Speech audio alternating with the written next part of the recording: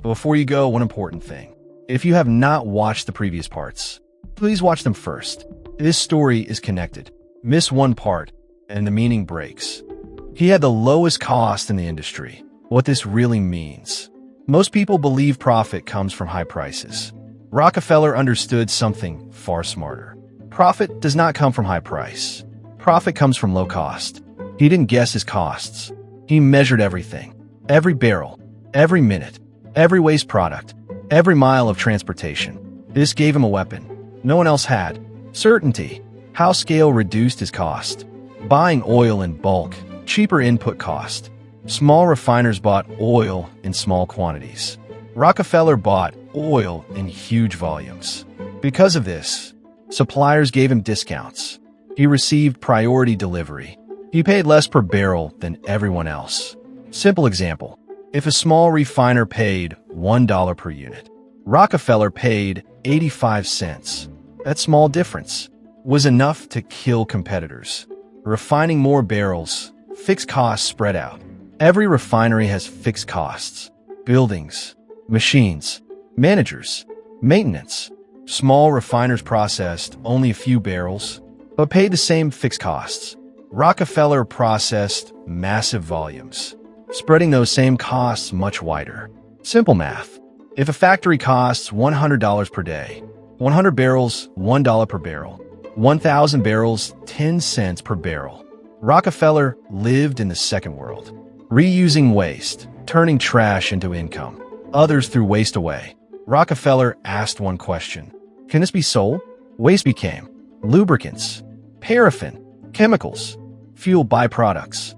This meant less waste, more revenue, lower effective cost per barrel. Competitors needed oil profits to survive.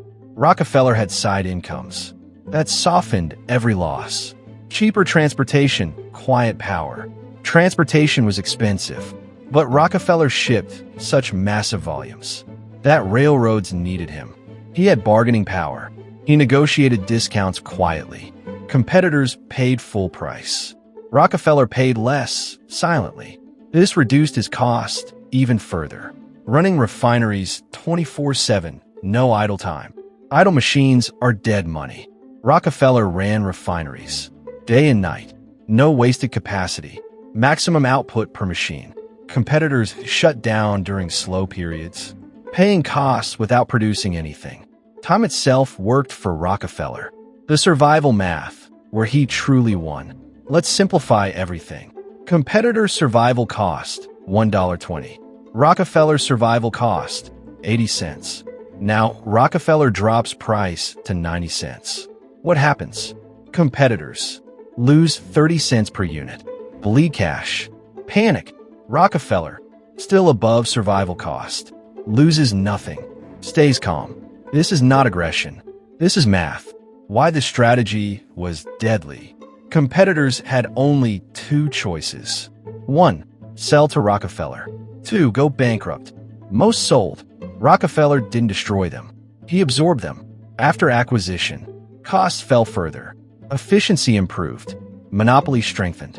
This is how Standard Oil reached 90% market control. Modern real-world examples. Amazon. Amazon sold products at losses for years. It built massive scale, reduced per unit cost.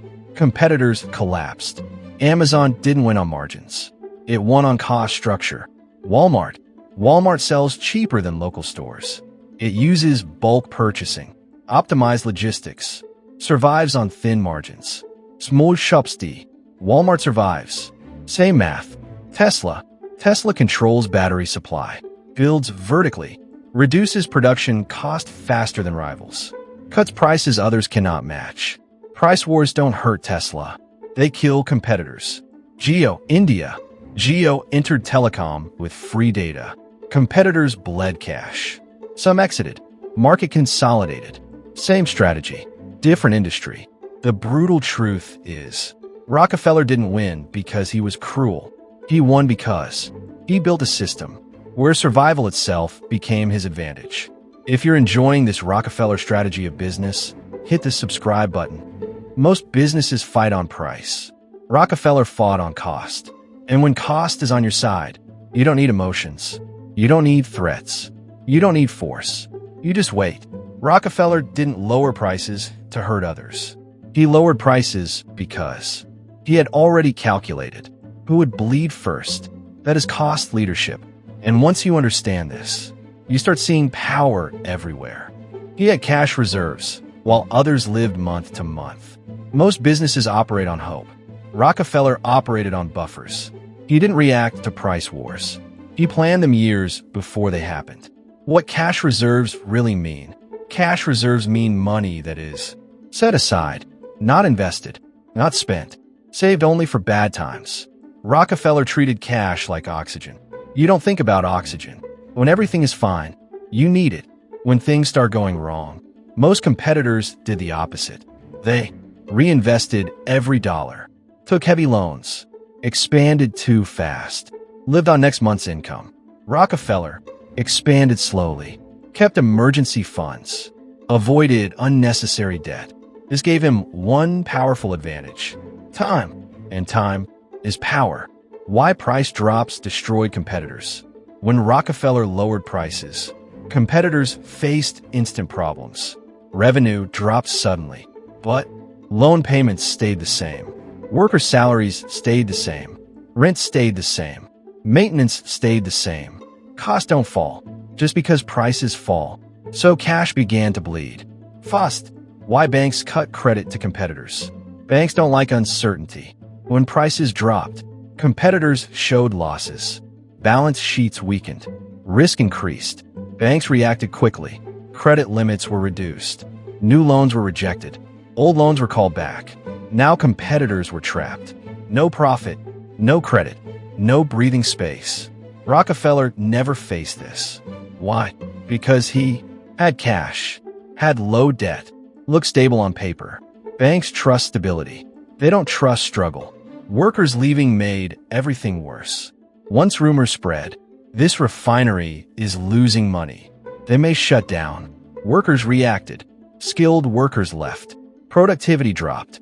Maintenance declined. A business doesn't die loudly. It collapses. From the inside, Rockefeller's companies felt none of this pressure.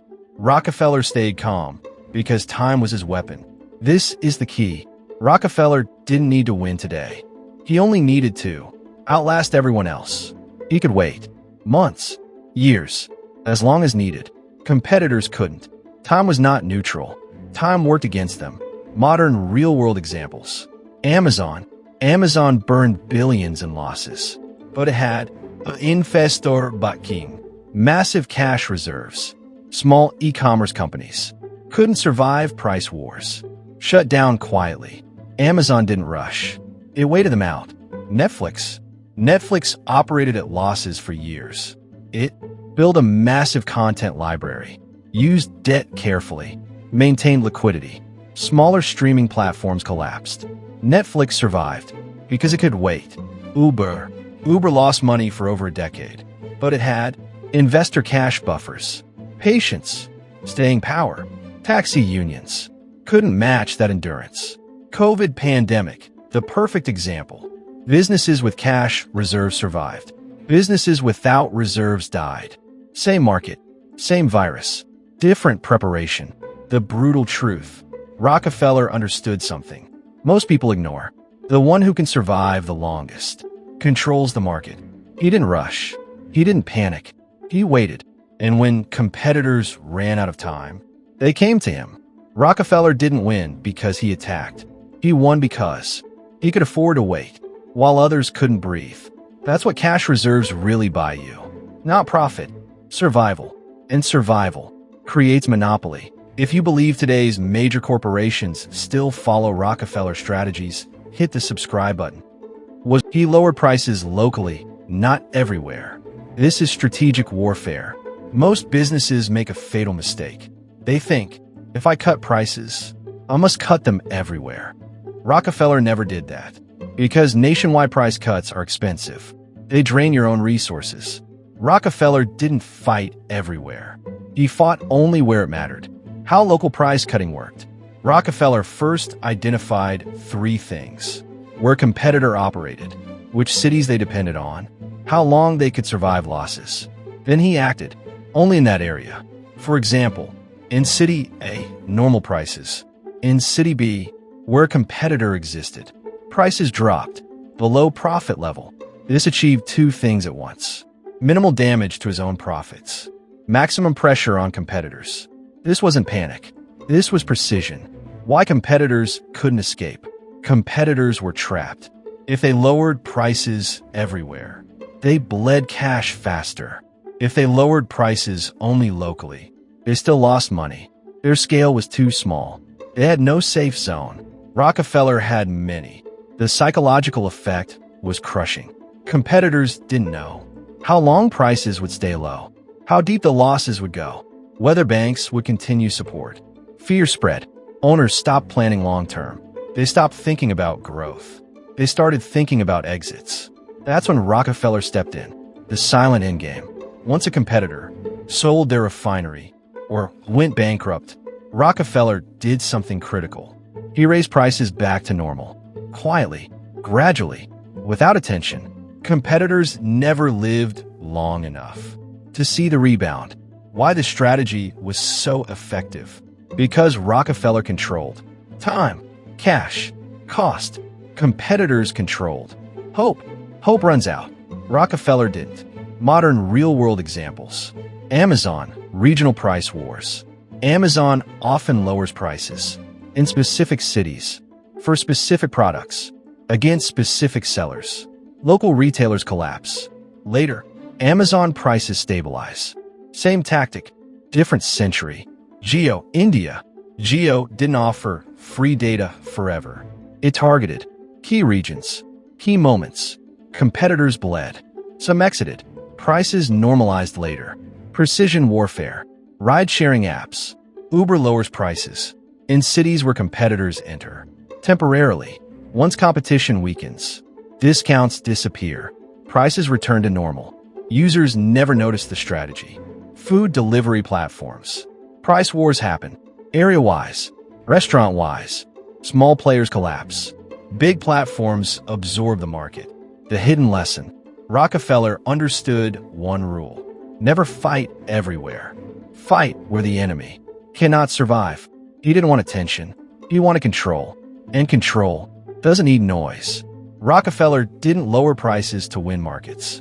He lowered prices to erase competitors from specific places. And once they were gone, the market quietly belonged to him. That's not chaos. That's strategy.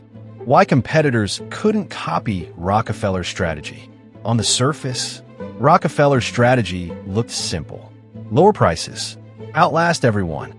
So the question is, why didn't everyone do it? Because strategy means nothing if your structure cannot support it. First of all, their costs were higher. Competitors had smaller refineries, less efficient machines, higher cost per unit. When they lowered prices, losses were immediate. Cash drained fast. Rockefeller's low cost gave him space. Competitors had none. Here is the hard truth. You cannot fight a price war if your costs are higher than your enemy's prices. Second wall, their margins were thin. Most competitors lived on narrow margins. They needed every sale, every dollar, every month just to survive. Rockefeller could sacrifice margin. Competitors couldn't. When prices dropped, profits vanished. Panic began. Decisions turned emotional. Rockefeller stayed mathematical. Third wall, their debt was heavy. Many competitors expanded using loans. Debt doesn't care about strategy. Debt demands payment. So when revenue fell, interest still had to be paid. Banks tightened credit. Pressure multiplied. Rockefeller avoided heavy debt. That gave him flexibility. Debt made competitors fragile. Fourth wall, their scale was small. Scale decides survival. Small businesses buy expensive, produce less, negotiate poorly, absorb shocks badly. Rockefeller's scale meant discounts, efficiency, stability. Competitors couldn't shrink losses. Rockefeller could stretch time. The cruel irony. If competitors tried to copy Rockefeller and lower prices, they died faster. Higher costs plus lower prices equals rapid death. Rockefeller didn't trap them with force. He trapped them with math. Modern real-world examples. Amazon versus small sellers. Small sellers cannot match Amazon's prices. They have higher costs, less scale, no cash buffer. If they try to compete, they disappear. Amazon doesn't destroy them. Structure does. Walmart versus local stores. Local shops can't compete on price. Small buying power. Higher rent per unit. Limited logistics. Price matching kills them. Airlines. Big airlines survive price wars. Small airlines collapse. Same passengers. Same tickets. Different balance sheets. Streaming platforms. Netflix survives low pricing. Smaller platforms burn out. Scale decides who lasts. Rockefeller understood this law. Strategy without structure is just wishful thinking. He didn't win because he was cruel. He won because he was built to survive longer than anyone else. And in business, the one who survives the longest decides the rules. Rockefeller didn't crush competitors with power. He waited until their own structure crushed them. That is why his monopoly couldn't be copied. And that is why power, once built correctly, is almost impossible to stop. Was Rockefeller's strategy genius or dangerous? Feel like if this question made you think. Their costs were higher. This was the first wall competitors couldn't cross. On the surface, Rockefeller's price cuts looked aggressive. But beneath the surface, the real weapon was cost. What higher costs really meant. Most of Rockefeller's competitors had small refineries. They processed less oil. Old machines, slow, wasteful, inefficient. No bulk buying power. They paid more for raw oil. Higher labor cost per barrel. More waste and less reuse. So every single barrel cost them more to produce. Rockefeller was different. Because of scale and efficiency, he processed massive volumes. Fixed costs were spread across millions of barrels. Waste products were reused and sold. Machines ran 24/7 without stopping. Transportation costs were negotiated lower. This created a gap no competitor could cross. The deadly gap. Let's simplify it. Competitor cost per barrel, $1.20. Rockefeller cost per barrel, 80 cents. Now Rockefeller sells oil at 90 cents. What happens? Competitors lose 30 cents per barrel. Rockefeller still survives. The more competitors sell, the more they bleed. This is why price wars are not about price. They are about cost structure. Why lowering prices killed competitors immediately. Competitors didn't have reserves, time, flexibility. Every sale below cost, reduced cash, increased panic, forced bad decisions. Rockefeller could breathe. They couldn't. Important truth. You cannot fight a price war if your cost is higher than your enemy's price. No motivation fixes bad math. Modern example 1. Amazon versus small online sellers. Small sellers buy products at higher prices, pay more shipping per unit, pay platform fees, operate on thin margins. Amazon buys in massive bulk, owns warehouses, controls logistics, accepts low margins.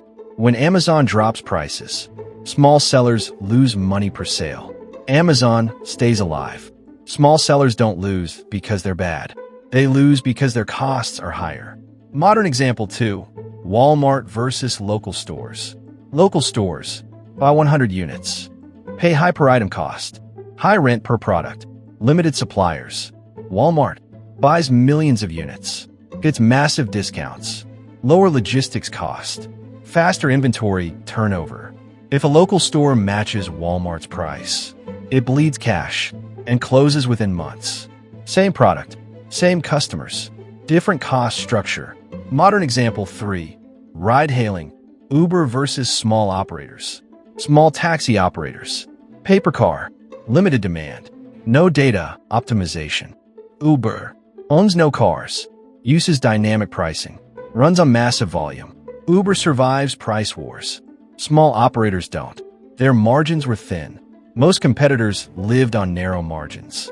They needed every sale, every dollar, every month just to stay alive. Rockefeller could sacrifice margin. Competitors couldn't. When prices dropped, profits vanished. Panic started. Decisions became emotional. Rockefeller stayed mathematical. Their debt was heavy. Many competitors expanded using loans. Debt doesn't care about strategy. Debt demands payment. So when revenue fell, interest still had to be paid. Banks tightened credit. Pressure multiplied. Rockefeller avoided heavy debt. That gave him flexibility. Debt made competitors fragile. Their scale was small. Scale decides survival. Small businesses buy expensive, produce less, negotiate poorly, absorb shocks badly.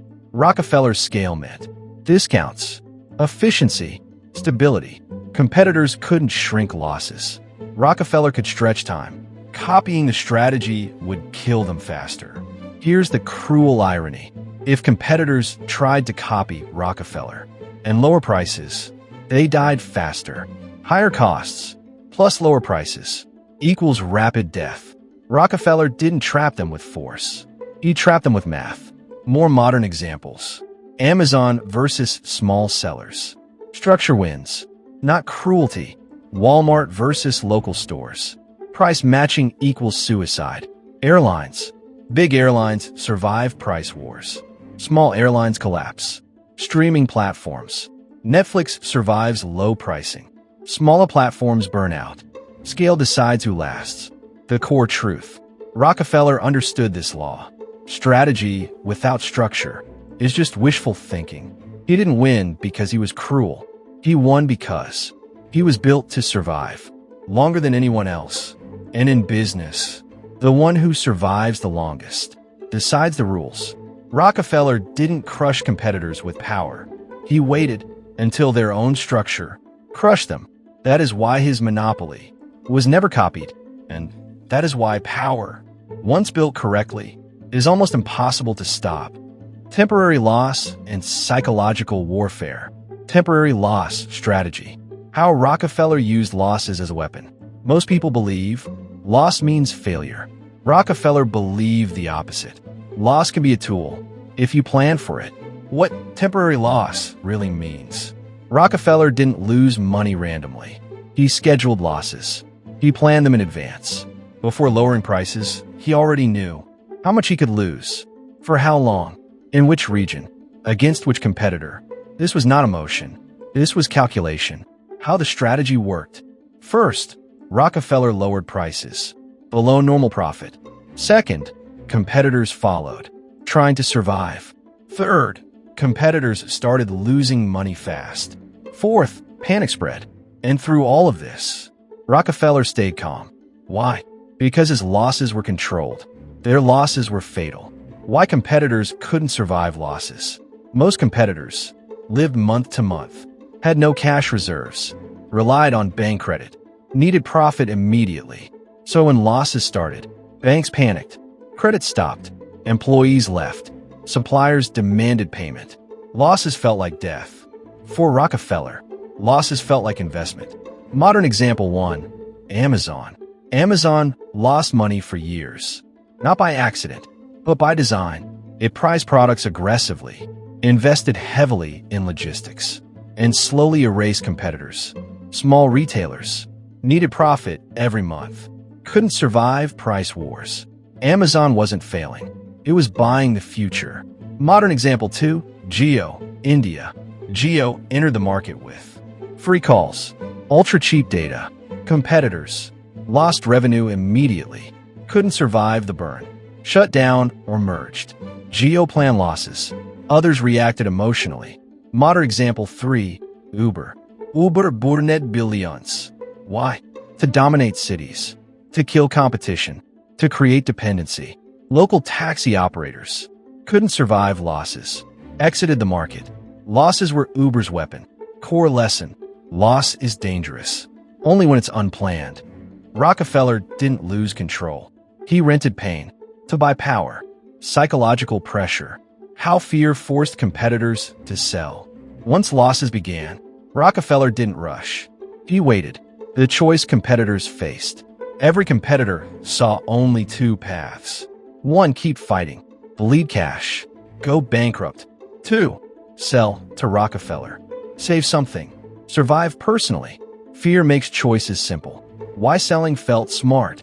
Rockefeller offered immediate cash, safety, jobs inside Standard Oil, compared to total collapse, debt, public failure. Selling felt like relief, not because Rockefeller forced them, but because time cornered them. Psychological warfare. Pressure came from falling prices, bank threats, family stress, employee fear. Rockefeller never threatened. Numbers did. He let math speak. Modern example 1. Startup acquisitions. Big companies. Lower prices. Copy features. Wait. Startups. Earn cash. Face investors. Panic. Then big tech says, "We'll buy you." Many founders accept. Not because they want to, but because time has trapped them. Modern example 2. Retail chains. Big chains enter a city. They lower prices, offer discounts. Small shops lose customers, accumulate losses. Eventually they sell their business, their property, their inventory, not by force, by pressure. The deep truth. Rockefeller didn't win by attacking. He won by waiting. Pressure is strongest when you don't push. Rockefeller didn't destroy his competitors. He gave them time, and time made the decision for them. That is why his empire wasn't built in rage. It was built in silence, absorption, and optimization. How Rockefeller turned enemies into efficiency.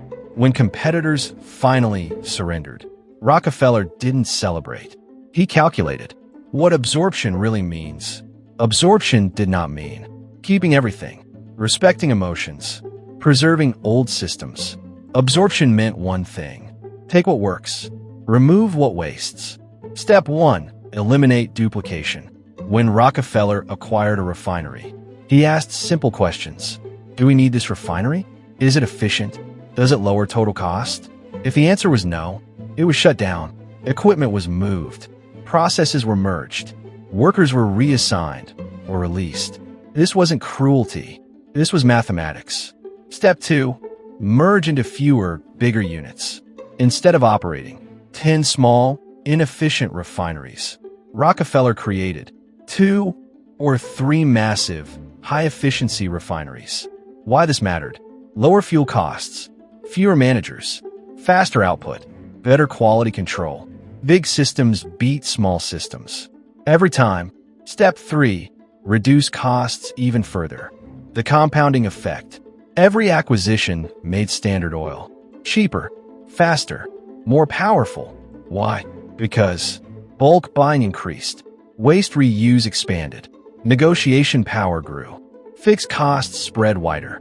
This created a feedback loop. Lower cost, lower prices, fewer competitors, even lower cost. Once this loop started, it became unstoppable. Step 4. Scientific efficiency. Rockefeller didn't run refineries by tradition. He ran them like machines. He standardized machinery, measured output daily, timed processes, removed human inefficiencies. This is why Standard Oil wasn't just big. It was precise. Why this wasn't illegal at the time.